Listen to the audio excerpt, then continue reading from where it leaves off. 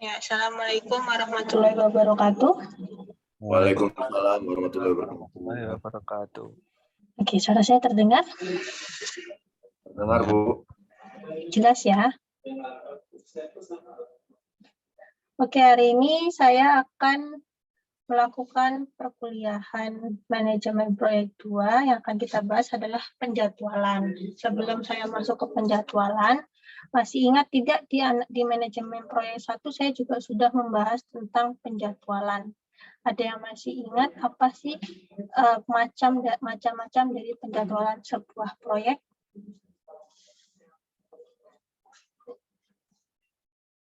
Yang masih ingat? Febrian gimana? Time schedule, Bu. Lalu, ada lagi yang lain?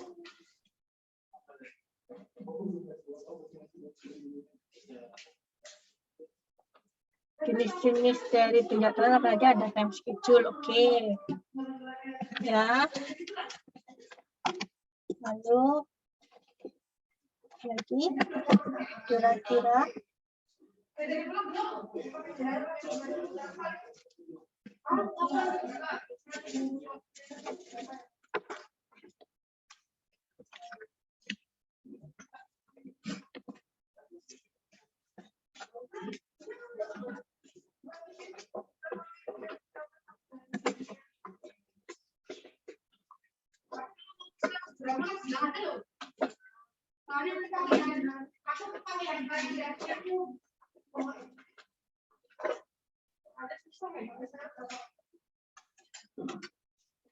oke, tadi apa?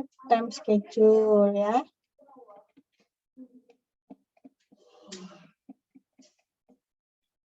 Lalu apa lagi? Masih ada yang ingat?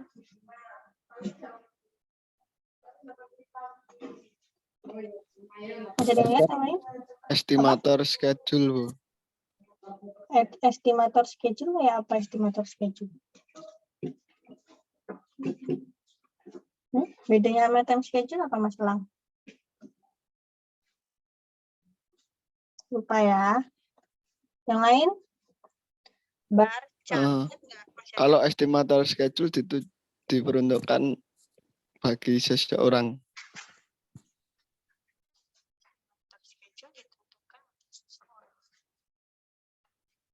Dengan manajemen proyek, seseorangnya apakah ke pelaksana atau ke tukang atau bagaimana itu?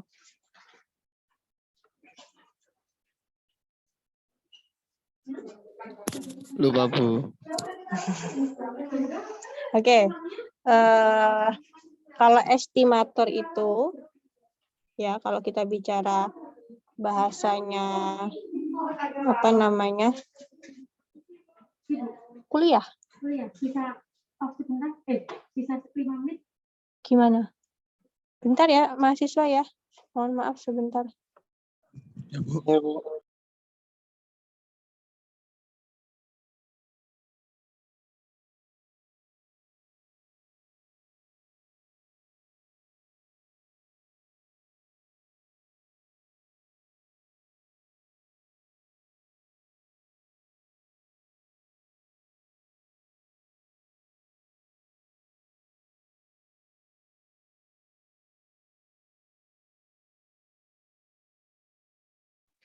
Oke, mohon maaf. Nah, kalau misalnya bahasanya adalah estimator, estimator adalah orang yang melakukan estimasi.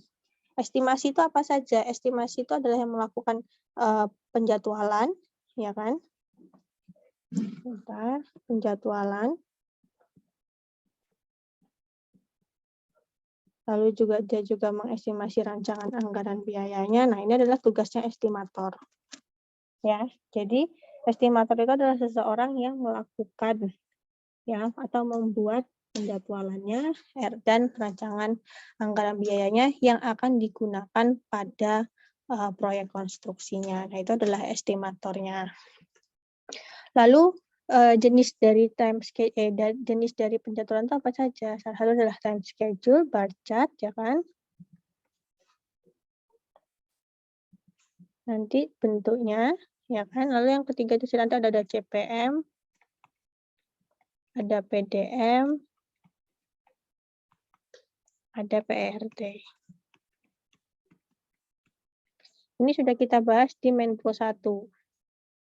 Nah, saya mau buka ingatan kalian lagi. Masih ingat nggak sih tentang penjadwalan si time schedule sama bar chart ini? Ya, di time schedule dan bar chart ada namanya bobot. Nah, masih ingat bagaimana cara menentukan bobot? Masih, Bu. Apa, Febrian? Itu harga satuan dibagi harga keseluruhan dikali 100. Oke. Bobot itu bukan harga satuan ya, Febrian, tapi harga setiap item pekerjaan. Ya. Iya, Bu. Iya. Harga item pekerjaan, ya kan, dibagi dengan jumlah rencana anggaran biaya atau jumlah RAB atau hasil rekapitulasi rancangan anggaran biayanya, ya kan, dikali 100%. Oke. Misalkan saya punya ingin membuat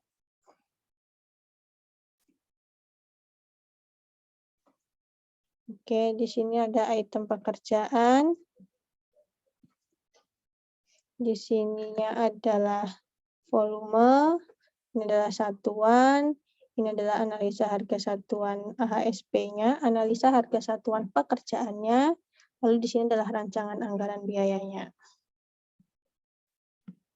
Oke, misalkan saya mau membuat pondasi. Pondasi itu kan berarti pekerjaan yang akan kita lakukan adalah galian tanah.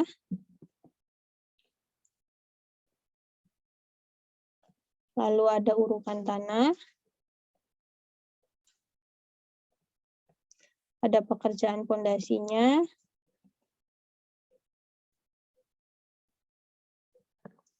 Apalagi untuk melakukan pekerjaan pondasi.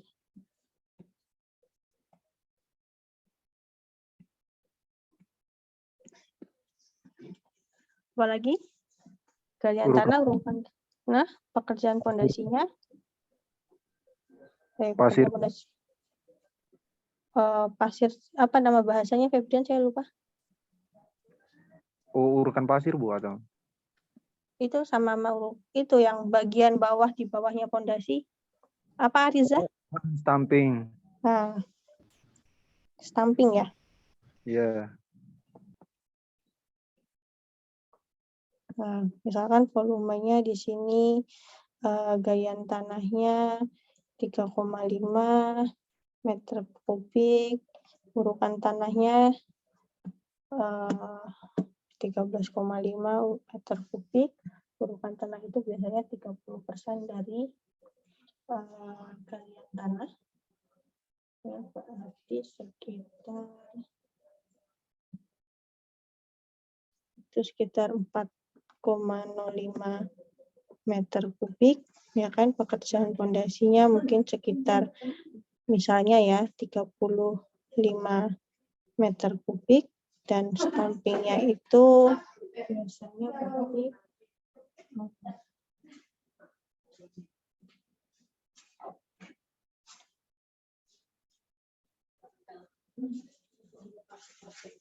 sekitar 4,8 misalnya meter kubik. Ya, galian tanahnya itu sekitar 358 misalnya ya, ini ya. Urukan tanahnya kok 358.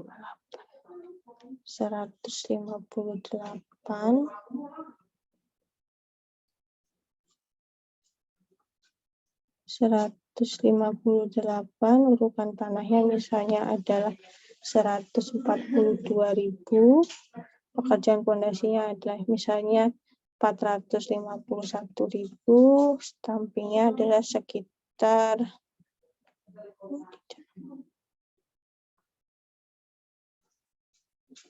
stampingnya sekitar 120.000. Ini misalnya, ini saya nggak tahu benar harga berapanya ya. Saya juga lupa harga sekarang. Dan tinggal kita buat RAP-nya itu adalah didapat dari apa? RAP didapat dari Volume kali harga satuan. volume dikali harga satuan. Misalnya ini kayak kebesaran banget, tapi nggak apa-apa sementara. 133.000, ya kan? 4,05 142 itu sekitar 575 100 15,785 sama 4,8 kali 170.000 576.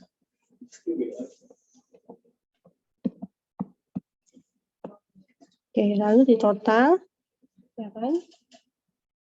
Ini adalah kebutuhan untuk membuat satu fondasi. Ini misalnya aja ya. Ini saya nggak punya hasilnya.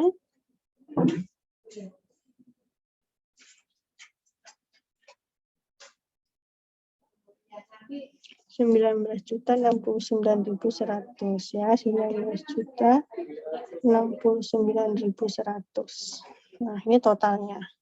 Nah, selanjutnya kita masuk di sini adalah bobotnya. Ya, bobot itu didapat dari harga item pekerjaan dibagi dengan harga keseluruhan dari RAB-nya. Berarti di sini untuk bobot galian tanah adalah 2.133.000 ya, dibagi dengan 19.069.100 dikali 100%. Berarti dia adalah 11,18%. Ya. Lalu yang urukan tanah ya, jadi ini dapat dari 2.133.000 dibagi dengan 19.069.100 kali 100%. Nah, yang urukan tanah itu sama. Dikali 142. Dibagi 19.069.100 kali 3,02 15.785 dibagi 19 ya, kali 100 adalah 82,78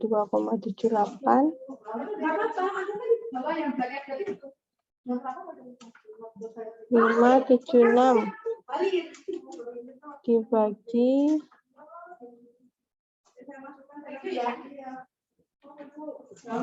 5, ini berarti 3,02. Nah, kalau di total semuanya dia harus 100% ya, atau mendekati 100%. Tapi yang benar adalah harusnya 100%. Oke, pas 100%. Nah, itu adalah mencari bobot. Ya, itu. Lalu yang ini nanti ya kan masuk ke bar chart. Nanti biasanya save dulu. Oke, nah biasanya ini saya hapus dulu ya. Oke. Nah, biasanya di sini adalah waktu pengerjaannya. Kita bicaranya mungkin di sini adalah bulan dulu ya. Misalnya kita mau 3 bulan. Itu 2, 3, ya kan? Ini adalah bulan pertama, bulan kedua, dan bulan ketiga.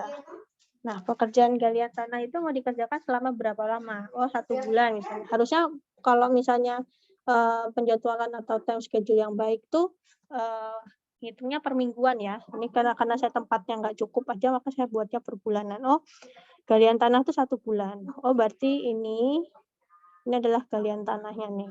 Pekerjaan galian tanah itu di bulan pertama. Oh, pekerjaan galian tanah itu dimulai di pertengahan bulan pertama sampai ke pertengahan bulan kedua. Oh, ini seperti ini. Oke. Lalu pekerjaan pondasi itu dimulai dari setengah dari galian urukan tanah, ya kan, sampai ke bulan ke 3.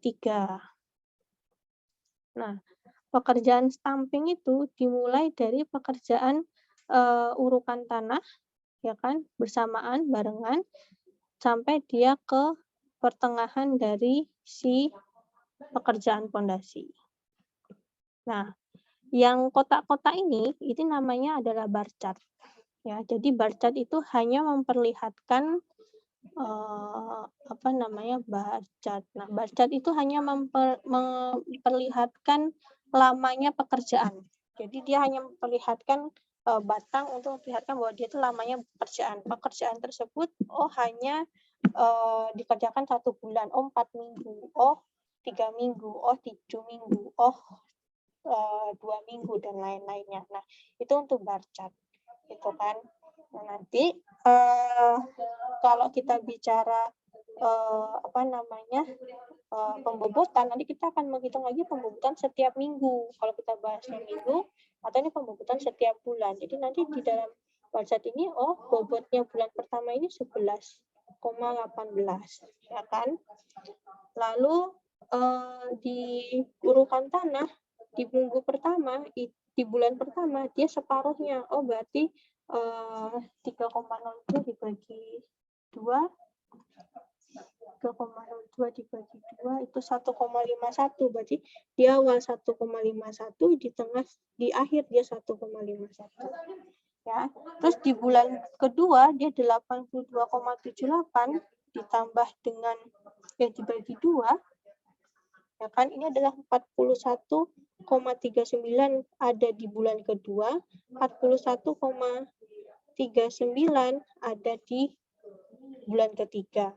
Nah, lalu untuk pekerjaan stamping, ya kan, kita di sini 3,02 kita bagi 3, 3,02 kita bagi 3, ya kan.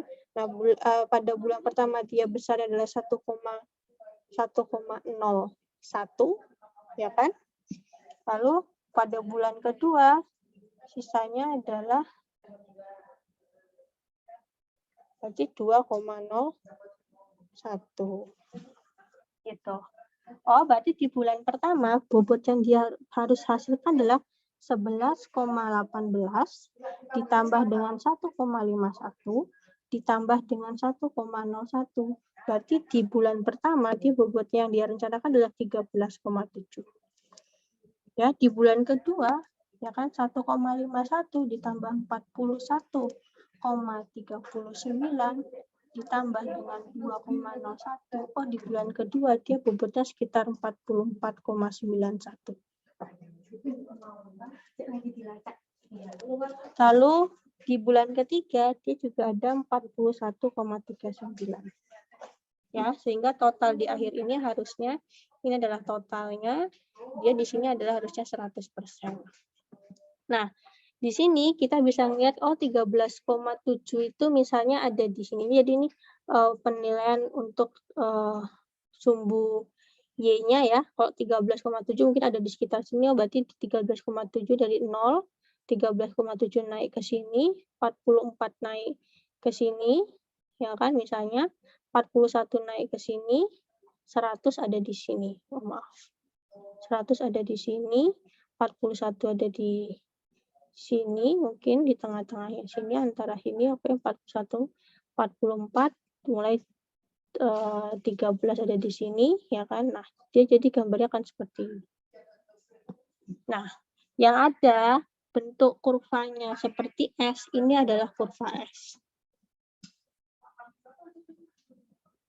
Oke. Nah, itu adalah penjadwalan yang kita bahas di manajemen proyek 1. Di sini ada yang mau ditanyakan? Bu, izin tanya, Bu. Ya.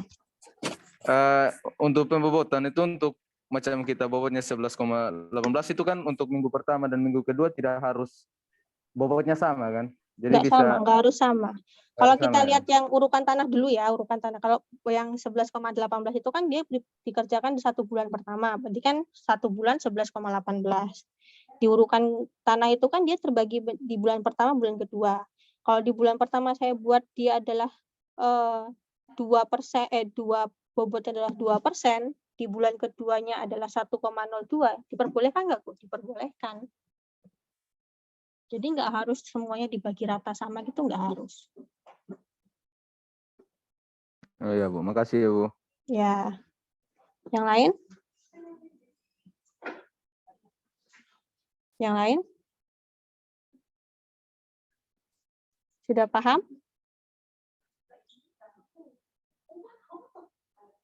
Yang lain? Ada pertanyaan?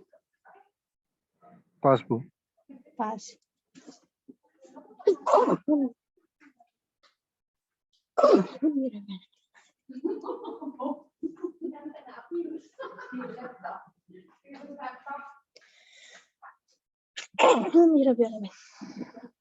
Oke, mohon maaf ya.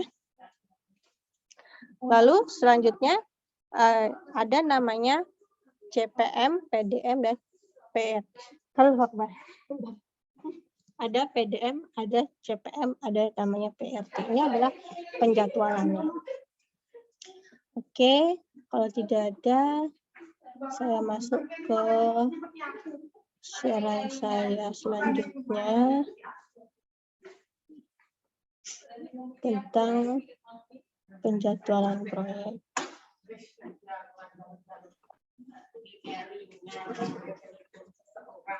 Oke, nah selanjutnya keberhasilan sebuah proyek berskala besar bisa kita capai melalui pengelolaan, yaitu perencanaan, penjadwalan, dan pengawasan yang hati-hati dari berbagai aktivitas yang saling berkaitan.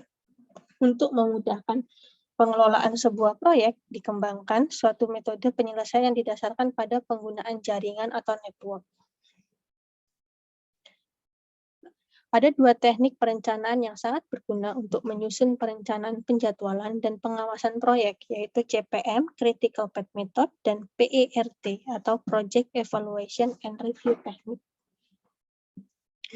CPM dan PERT digunakan untuk berbagai jenis proyek, antara lain yang pertama adalah penelitian dan pengembangan produk baru, yang kedua pembangunan pabrik, gedung, dan jalan raya, yang ketiga adalah pemeliharaan peralatan yang besar dan kompleks, dan yang keempat adalah rancangan dan instalasi sistem baru.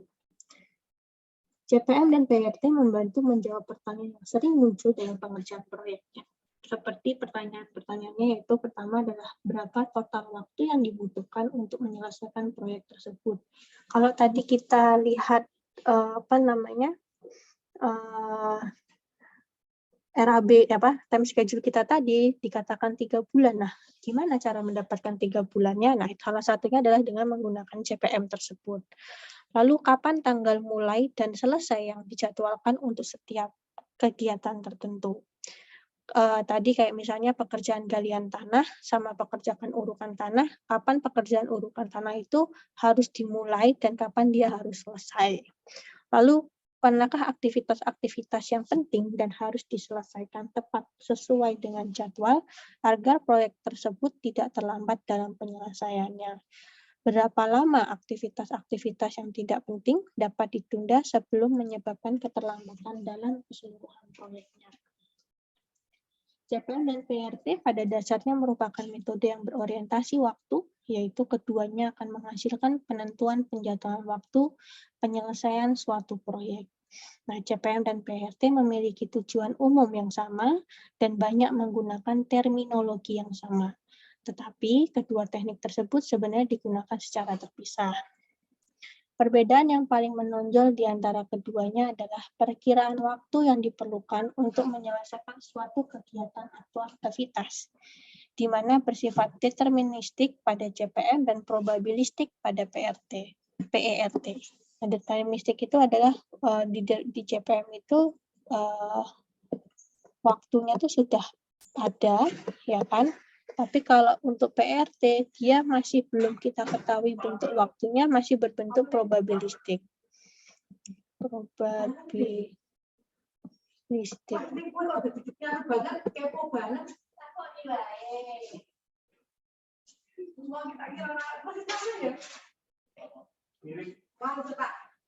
Lalu CPM itu Critical Path Method, yaitu dikembangkan terutama untuk proyek-proyek industri di mana waktu penyelesaian sudah kita anggap kita sudah tahu. Jadi kita sudah biasa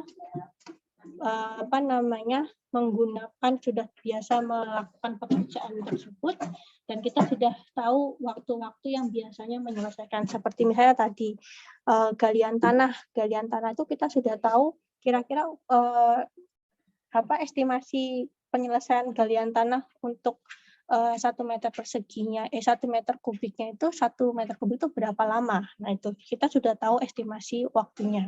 Nah, kita menggunakan CPM. Teknik ini menawarkan pilihan mengurangi waktu aktivitas dengan menambah lebih banyak pekerja dan atau sumber daya. Nah, biasanya dengan kenaikan biaya. Jadi CPM memungkinkan pertukaran waktu dan biaya untuk berbagai kegiatan proyeknya. Kalau PRT, ya, Program Evaluation and Review Teknik, pada awalnya pada tahun 1950 itu dilakukan pada proyek peluru kendari Polaris, di mana banyak aktivitas atau pekerja yang berhubungan dengan proyek tersebut belum pernah kita coba sebelumnya, sehingga sulit untuk memprediksi waktu penyelesaian berbagai aktivitas atau pekerjaan tersebut. Jadi teknik ini dikembangkan untuk menangani adanya ketidakpastian waktu penyelesaian aktivitas pekerjaan. Kalau tadi di CPM, ya kan, waktunya itu kita sudah bisa memprediksi kapan. Tapi kalau di PERT, ya kan, ini untuk proyek-proyek yang belum pernah kita laksanakan. Jadi kita belum bisa memprediksi waktunya yang pas. Jadi kita harus banyak terjadi ketidakpastian untuk menyelesaikan sebuah proyek tersebut. Misalnya nih, kalau CPM kan pekerjaan bangunan gedung kan banyak ya. Nah, biasa CPM itu tuh pekerjaan bangunan gedung, jalan, dan lain-lain. Nah, kalau PERT, ya, ini misalnya bendung, itu yang jarang dilakukan oleh sebuah kontraktor. Lalu, misalnya pabrik senjata, seperti itu. Nah, jadi itu adalah untuk proyek-proyek yang belum pernah kita lakukan sama sekali, sehingga ada ketidakpastian untuk waktu penyelesaian setiap aktivitas atau pekerjaannya. Nah, teknik penjadwalan proyek atau project scheduling teknik terdiri dari 3 tahapan. Yang pertama, tahapan perencanaannya. Dimulai dengan memecahkan atau menguraikan proyek menjadi kegiatan-kegiatan atau aktivitas-aktivitasnya. Kayak tadi tuh, yaitu ada galian tanah, misalnya, ya kan, urukan tanah, terus pekerjaan batu kalinya, ya kan. Nah, itu adalah uraian-uraian, kita uraikan setiap kegiatan atau aktivitas-aktivitasnya. Setelah itu kita tentukan perkiraan waktu untuk menyelesaikan masing-masing kegiatan, kemudian dibuat diagram jaringan kerjanya. Jadi setelah galian kita ketahui urukan dan item-item kegiatannya apa saja, selanjutnya kita perkirakan waktunya. Ya kan, kayak tadi, galian tuh 1 bulan. Urukan 1 bulan. Pekerjaan batu kali 2 bulan. Nah, kita sesuaikan perkiraan waktunya. Dan yang ketiga, dalam diagram jaringan kerja digambarkan mengenai keterkaitan antara berbagai kegiatan suatu proyek. Tahapan penjadwalan, diagram network yang dibuat pada tahap perencanaan berguna untuk mengembangkan suatu jadwal untuk proyek atau project scheduling. Lalu tujuan akhir dari tahap penjadwalan adalah membentuk suatu time chart yang menunjukkan waktu mulai dan selesainya setiap kegiatan, serta hubungannya satu sama lain dalam proyek. Lalu yang ketiga, dalam penjadwalan juga ditunjukkan kegiatan-kegiatan yang bersifat kritis, yaitu kegiatan yang memerlukan perhatian khusus agar proyek dapat selesai tepat waktu. Jadi, kalau misalnya di penjadwalan ini, ya kan, atau network planning ini kan, kalau kita bicara CPM, PERT, atau PDM, ini namanya network planning. Ya, perencanaan planningnya. Nah, dalam penjadwalan kita tunjukkan kegiatan bersifat kritis. Jadi dari sini kita tahu, ya kan, kegiatan-kegiatan kritisnya itu apa? Apa yang dimaksud kegiatan kritis? Ya kan? Nah, kegiatan kritis itu adalah kegiatan-kegiatan yang dia tidak boleh terlambat. Kegiatan dia tidak boleh terlambat. Kalau kegiatan ini terlambat, maka dia akan menghambat pekerjaan-pekerjaan selanjutnya sehingga menyebabkan keterlambatan secara total. Jadi ada kegiatan-kegiatan yang dia kalau terlambat itu tidak berhubungan dengan pekerjaan lainnya. Nah, itu dikatakan bukan kritis. Tapi kalau kegiatan kritis, kalau dia terlambat, dia akan mempengaruhi keterlambatan untuk pekerjaan-pekerjaan selanjutnya. Nah, maka dari network planning ini kita bisa tahu kegiatan kritis kita tuh apa. Ya, kalau kegiatan kritis kita itu adalah misalnya tadi adalah pekerjaan galian tanahnya itu nggak adalah termasuk kegiatan kritis, maka kita harus memastikan kegiatan galian tanah itu tidak boleh terlambat pada saat kegiatan tersebut, harus sesuai dengan apa yang direncanakan. Nah, itu adalah kegiatan kritis.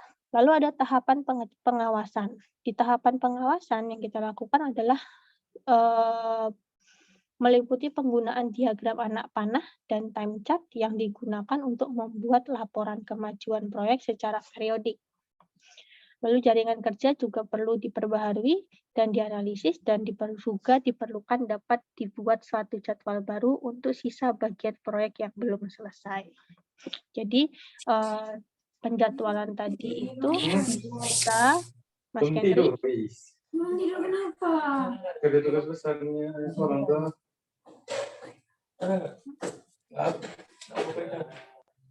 Kamu Ya, jadi di teknik penjadwalan itu kita lihat dari perencanaannya, penjadwalannya, dan pengawasannya.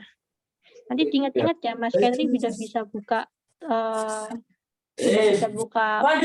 mikrofonnya nih. Kalau saya tanya dia harus bahas ya, harus dijawab ya. Saya diingatkan teman-temannya. Nah, simbol apa saja yang kita gunakan untuk penjadwalan atau jaringan kerja ini? Ada namanya anak panah, ada yang namanya node atau lingkaran, dan ada namanya anak panah putus-putus. Itu lagi ada anak panah, ada node dan atau lingkaran, ada juga anak panah putus-putus. Anak panah itu menyatakan sebuah aktivitas atau kegiatan. Ya, aktivitas atau kegiatan itu adalah suatu yang memerlukan durasi atau jangka waktu tertentu dalam pemakaian jumlah tenaga, alat, material, biaya, dan lain-lainnya. Jadi yang dinyatakan aktivitas atau kegiatan adalah sesuatu yang memerlukan ada durasinya, ya kan? Lalu juga dia juga memerlukan tenaga, material, ya kan? Biaya, berarti dia membutuhkan sumber dayanya, baik itu sumber daya manusia, sumber daya alat, dan lain-lainnya. Panjang anak panah maupun kemiringan anak panah tidak mempunyai arti apa-apa, sehingga tidak perlu menggunakan skala dalam penggambarannya. Kepala anak panah dapat digunakan sebagai pedoman untuk menggambarkan arah dari tiap kegiatannya. Node atau lingkaran menyatakan sebuah kejadian atau peristiwa atau event, ya kan? Nah, kejadian atau peristiwa atau event adalah sebuah ujung atau pertemuan dari satu atau beberapa kegiatan. Ya, jadi kalau namanya lingkaran, ya kan? Nah, lingkaran itu namanya adalah kejadian atau peristiwa atau event. Nah, lingkaran itu adalah ujung atau pertemuan dari suatu beberapa kegiatan. Jadi ujung dari sebuah anak panah atau ujung dari beberapa anak panah. Seperti itu. Nah, anak panah putus-putus menyatakan kegiatan semu atau yang disebut juga dengan dummy. Dummy berguna untuk membatasi mulainya kegiatan. Dummy tidak mempunyai durasi atau jangka panjang tertentu karena tidak memakai atau tidak menghabiskan jumlah tenaga. Ya, dia tidak menggunakan sumber daya, baik itu sumber daya manusia, alat ataupun biaya. Oke. Jadi ada nama anak panah putus-putus. Nah, anak panah putus-putus adalah kegiatan semu. Jadi dia hanya membatasi mulainya kegiatan. Dummy tidak punya durasi, jadi tidak punya waktu yang untuk menyelesaikannya. Karena dia tidak memakai waktu, ya kan? Maka dia juga tidak menggunakan sumber daya. Aturan yang berlaku dalam pembuatan jaringan kerja di antara dua event yang sama hanya boleh digambarkan satu anak panah. Ya, jadi tidak boleh satu kegiatan seperti ini dia dimulai oleh 3 anak panah. Ini tidak boleh, ini salah. Yang benar adalah antara dua event yang sama hanya boleh digambarkan satu anak panah. Atau kalau misalnya itu ada mau seperti yang gambar kedua, dia harus bentuk seperti ini. Jadi antara event ke event itu hanya ada satu anak panah. Nama suatu aktivitas atau kegiatan dinyatakan dengan huruf atau dengan nomor event, ya. Dinyatakan dengan A, jadi nanti kita bisa menggunakan kayak tadi. Oh, A itu adalah galian tanah. B itu adalah urukan tanah. C itu adalah pekerjaan pondasinya, pondasi batu kali. D itu adalah stampingnya tadi. Ya, jadi dia disimbolkan huruf atau misalnya kalau ini adalah 1 ke 2, nah nanti dia adalah dengan nomor eventnya. Aktivitas yang mengalir dari event yang bernomor rendah ke nomor yang tinggi. Jadi dari nomor 1 ke nomor 2, 2 ke 3, atau 2 ke 5. Jadi dari rendah ke tinggi. Nggak boleh ini 1, ini 2, ini 3, ini 5. Nah, lalu nanti ada di sini ada 4 misalnya. Nah, ini dari 5 ke 4 ini nggak boleh. Gitu. Jadi harus mengalir dari nomor rendah ke nomor yang tinggi. Diagram hanya memiliki sebuah inisial event atau node awal dan sebuah terminal event atau node tujuan. Jadi dia hanya punya satu node awal dan satu node akhir. Tidak boleh awalnya ada satu, misalnya awalnya ada 1, ya kan, misalnya seperti ini, ya, nanti di akhirnya dia terbuka seperti ini. Nah, ini nggak boleh. Jadi kalau misalnya dia tertutup, di akhir juga harus tertutup. Ya, misalnya seperti ini. Jadi harus dalam kurva yang tertutup. Jadi dia harus dalam bentuk jaringan yang tertutup. Gitu. Nah, logika kebergantungan kegiatan-kegiatan sebuah proyek. Jika kegiatan A harus diselesaikan dahulu sebelum kegiatan B dapat dimulai, maka hubungan antara kedua kegiatan tersebut bisa kita gambarkan sebagai di bawah ini. Jika kegiatan A ini harus kita selesaikan dulu sebelum kegiatan B dimulai, maka bentuknya jaringan kerja kita akan bentuk seperti ini. Kegiatan B tidak bisa bermulai kalau misalnya kegiatan A tidak selesai. Ya. Atau kegiatan C, D, dan E harus selesai sebelum kegiatan F dimulai. Maka hubungannya bentuknya akan seperti yang kalian lihat di layar, ya kan? Jadi ada kegiatan C, D, dan E, dia harus selesai terlebih dahulu di event nomor 4 sebelum kegiatan F selesai. Sebelum kegiatan F dimulai. Atau kegiatan G dan H harus selesai sebelum kegiatan I dan J, maka hubungan antar keduanya bisa kita lihat seperti ini. Kegiatan G dan H itu harus selesai di event nomor 3 sebelum I dan J itu berjalan. Lalu jika kegiatan K dan L harus selesai sebelum kegiatan F dan N dimulai, ya, tetapi kegiatan N sudah bisa dimulai bila kegiatan L sudah selesai, maka kita berikan dia tanda panah putus-putus, ya, agar menyambungkan dari garis atas dengan garis yang bawah. Nah, di garis putus-putus ini dia tidak punya durasi karena namanya adalah kegiatan semu atau kegiatan dummy. Jika kegiatan P, Q, dan R dimulai dan diselesaikan pada kejadian yang sama, maka hubungan antar kedua kegiatan tersebut kita gambarkan seperti di layar, ya kan? P, Q, dan R, ya, itu harus sudah selesai dan dimulai bersamaan, maka PQ dan R selesai di node P selesai di node 2, R selesai di node 4, Q selesai di node 3, lalu digabungkan dengan kegiatan dummy-nya. Asumsi yang digunakan dalam perhitungan atau penentuan waktu yang pertama adalah perhitungan maju atau forward computation. Perhitungan bergerak mulai dari initial event menuju terminal event. Lalu ada juga perhitungan mundur atau backward computation, yaitu perhitungan bergerak dimulai dari terminal event menuju initial event. Oke. Nah, untuk menentukan perhitungan maju dan perhitungan mundur, maka lingkaran event atau kejadian dibagi menjadi 3 bagian. A adalah angka yang menunjukkan nomor event. Ya, ini adalah nomor event. B adalah angka yang menunjukkan waktu tercepat. C adalah menunjukkan waktu terlambat. Selain seperti itu, kita bisa gambarkan juga lingkarannya seperti ini. Ya, ini adalah A, ini B, ini C. Ini adalah nomor eventnya, ini adalah tercepatnya, yang C adalah yang bagian terlambatnya.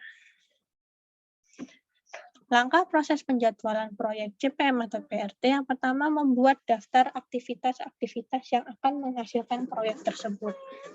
Menentukan waktu yang dibutuhkan untuk menyelesaikan masing-masing aktivitas, menentukan hubungan di antara aktivitas-aktivitas, menggambar jaringan kerja, menghitung waktu penyelesaian proyek, menentukan aktivitas-aktivitas kritisnya, dan menentukan pertukaran waktu dan biaya untuk proyeknya.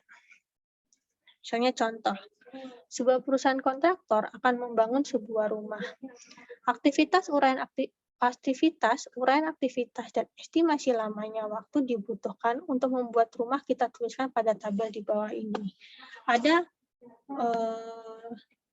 7 kegiatan atau ada 7 aktivitas yang dimana A adalah desain rumahnya, yang B adalah membuat pondasinya, yang C adalah pesan bahan bangunannya, yang D adalah bangun rumahnya, yang E adalah pilih catnya, yang F adalah pilih karpetnya, dan G adalah penyelesaian pekerjaannya, di mana desain rumah adalah waktu yang dibutuhkan atau durasi yang dibutuhkan adalah 3 minggu, membuat pondasi adalah waktu yang dibutuhkan adalah 2 minggu, pesan bahan bangunan yang dibutuhkan adalah 1 minggu, bangun rumahnya kita butuhkan 3 minggu, lalu pilih cat, pilih karpet, dan penyelesaian pekerjaan adalah masing-masing 1 minggu. Nah, bagaimana cara membaca aktivitas pendahulu ini? Nah, untuk membuat pondasi, ya, harus menunggu desain rumahnya terlebih dahulu. Memesan bahan bangunan juga harus menunggu desain rumah terlebih dahulu. Untuk membangun rumah, ya kan, pekerjaan membuat pondasi dan pesan bahan bangunan harus sudah selesai.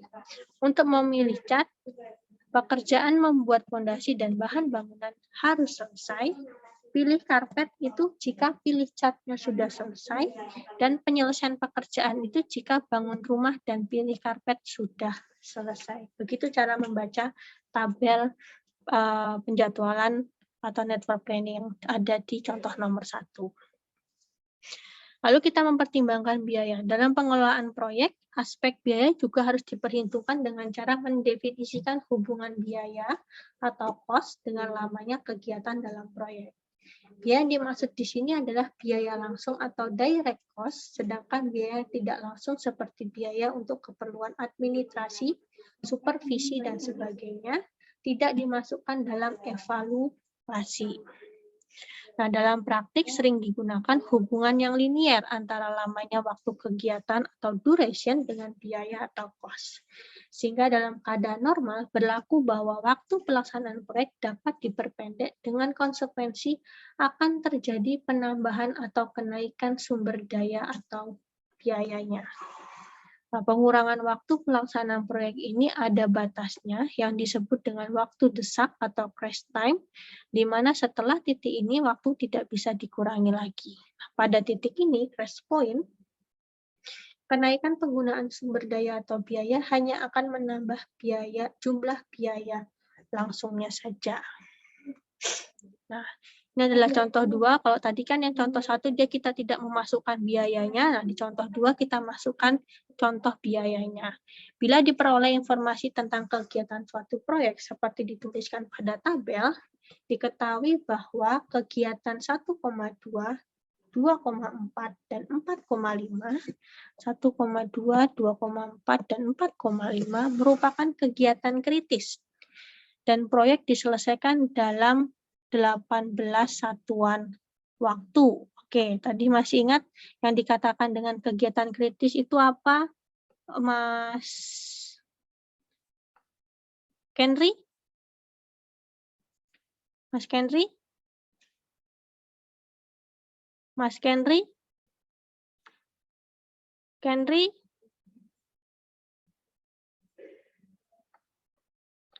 Tidak ada. Lalu Mas Krisna? Krisna Andrea Sugiarto? Baik, Bu.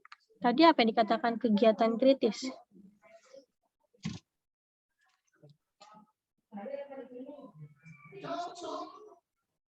Kegiatan yang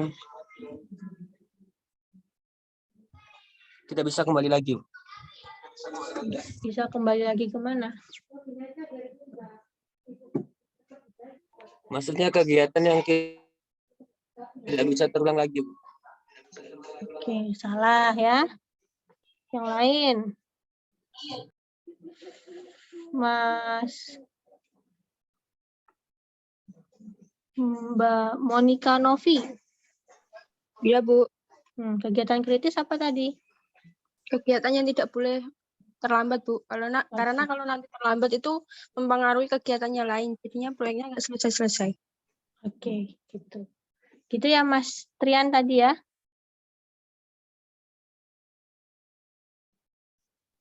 Iya, Bu. Siapa tadi? Mas Krisna ya. Baik, Bu. Ulangi coba Mas Krisna, apa tadi kegiatan kritis? Kegiatan yang tidak boleh dikerjakan terlambat, Bu, agar tidak mengganggu pekerjaan lain. Oke, ya. Jadi 1.2, 2,4, dan 4,5 itu adalah kegiatan kritis. Jadi kegiatan yang tidak boleh terlambat. Dan proyek diselesaikan dalam 18 satuan waktu. Hitung tambahan biaya yang diperlukan bila pelaksanaan penyelesaian proyek diinginkan dipercepat menjadi 16 satuan waktu.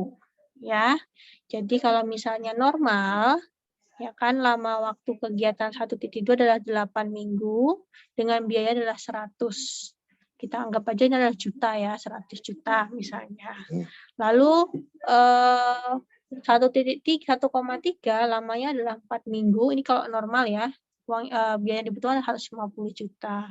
2,4 lamanya adalah 2 satuan waktu, ya kan biayanya kita butuhkan adalah 50 juta. Ya, ini adalah lamanya. Kita mau percepat dari 18 minggu menjadi 18 satuan waktu menjadi 16 satuan waktu. Kita percepat 2 satuan waktu. Maka kita ambil untuk 1,2 ya kan dari 8 menjadi 6 biaya waktu.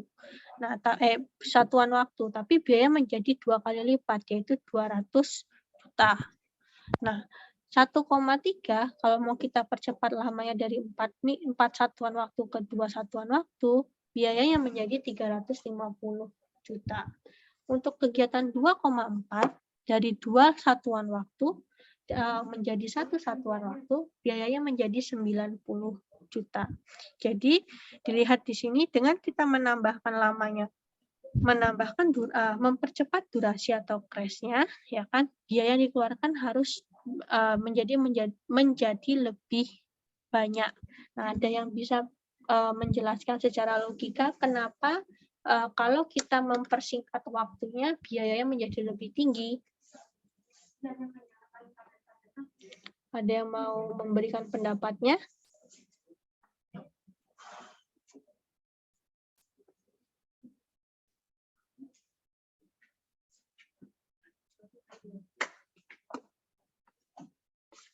Kalau kita mau mempercepat waktunya, kenapa biaya menjadi lebih tinggi?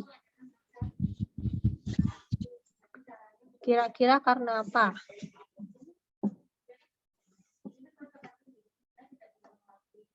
Bayar tukang lebih mahal, Bu. Biaya tukang lebih mahal. Biaya tukang kenapa biaya tukang menjadi lebih mahal? Apakah kita mau membayar dia 2 kali lipat atau bagaimana kalau bahasanya biaya tukang lebih mahal? 2 kali lipat, Bu. Misalnya kalau jam kerjanya 1 hari 10 jam, kalau mau dipercepat jadi sekitar 14 jam kan otomatis kan nambah biaya pembayaran ya, Bu. Itu namanya apa dia? Berarti dia melakukan lembur. Lembur ya. Iya. Jadi bagaimana cara kita membuat waktu normal itu menjadi lebih cepat? Ya kan? Salah satunya adalah dengan lembur atau dengan melakukan penambahan tenaga kerja.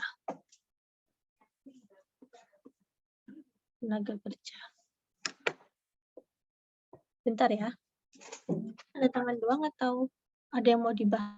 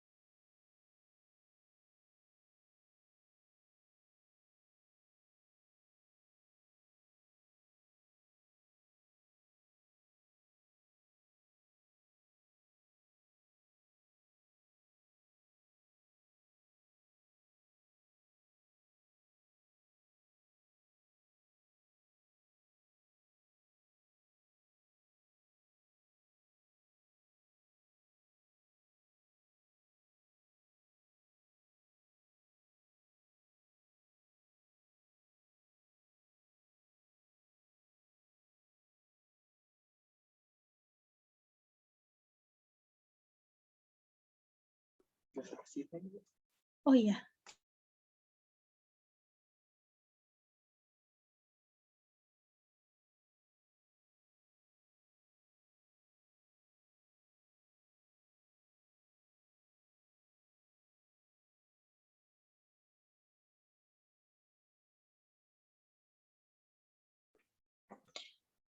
Baik, jadi tadi kalau kita mau melakukan percepatan waktu atau pressing time-nya, ya kan, salah satunya dengan menggunakan lembur atau penambahan tenaga kerja.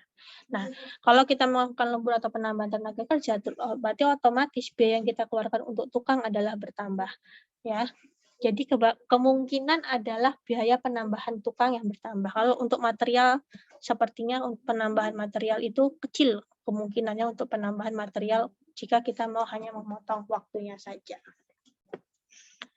Nah, itu sedikit penjelasan saya tentang penjadwalan proyek. Nanti minggu depan kita bahas CPM secara lebih detail lagi, ya kan?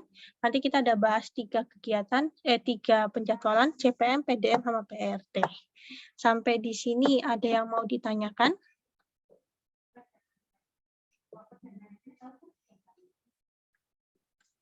Ada yang mau ditanyakan? Tidak ada? Paham semua? Belum, Bu. Oke, kalau belum, tugas untuk minggu depan, ya. Tugas kalian untuk minggu depan.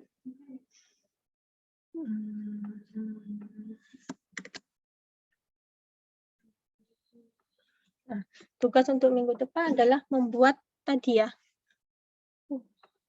membuat time schedule, kurva S, bar chart dan kurva S. Oke, silakan kalian membuat time schedule, bar chart, dan kurva S, lalu terangkan juga bagaimana mendapatkannya. Oke, 1, membuat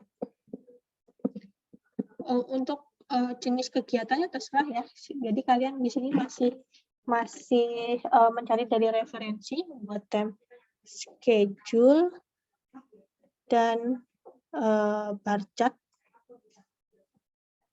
Jadi bisa time schedule-nya ini kurva S dan bar chart.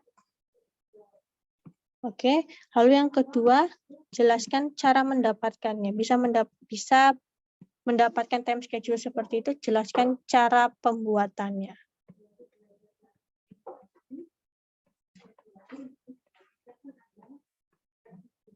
Oke, paham sampai sini?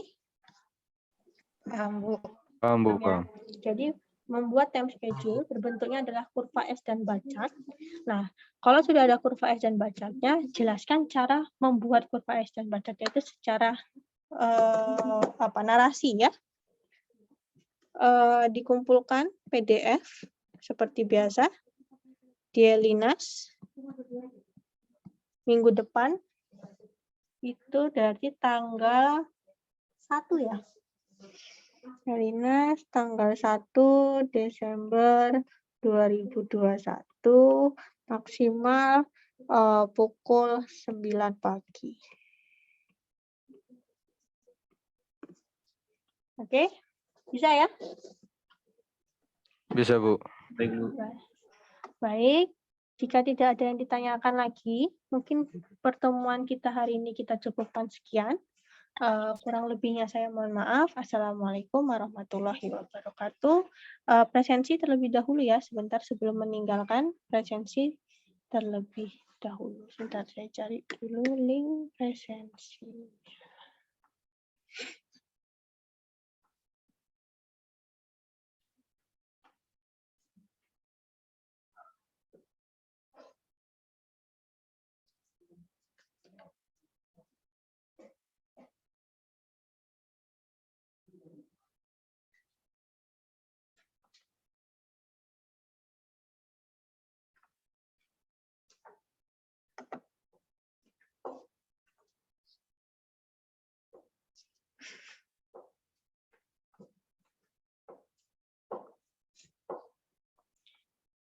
Silakan link presensi ada di kolom chat. Gimana ini? Ada di kolom chat.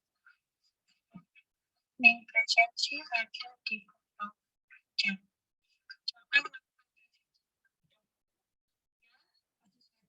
5 menit.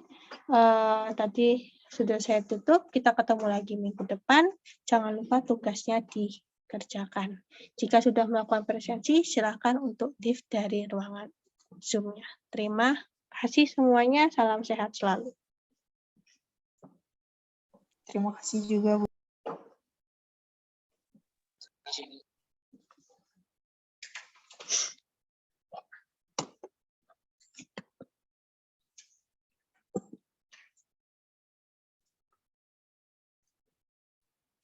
Terima kasih, Bu. Ya.